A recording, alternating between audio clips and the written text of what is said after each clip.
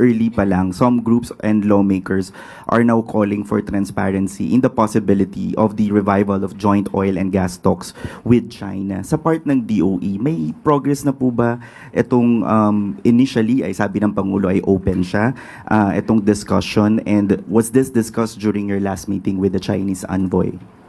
Our discussion with the Chinese embassy was to discuss the orders of our oil companies for their orders for diesel and gas and all the other petroleum products.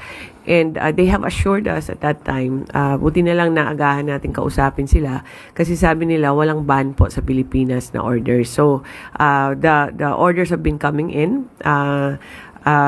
They have honored their orders, kaya po steady yung supply natin from China. But we didn't talk about the exploration. Now, the joint exploration of China and Philippines on whichever service contract will that be, that's welcome naman. But currently, wala pa pong concrete contract kung ano po. Actually, it's not just China that we are working with. Just so happens that one contract is right beside the 9-dash line, ano? So there might be a need to work together.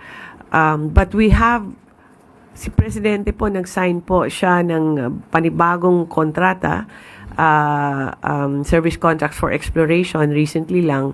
I think there were 4 na contracts, and then originally, 'di ba, siya yung after a long wait, finally the president extended Malampaya, and then after that he signed 8 contracts pa for exploration for oil, natural gas, and hydrogen.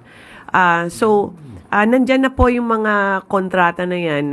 It's maybe some are with Chinese partners, but most of that are different countries ang partners. Australia, UK, Israel, iba't iba po. Hindi po lang isang bansa lang pwede tayo mag-partner. We can partner with countries that are capable of doing exploration. So, we're just not confined to that, no?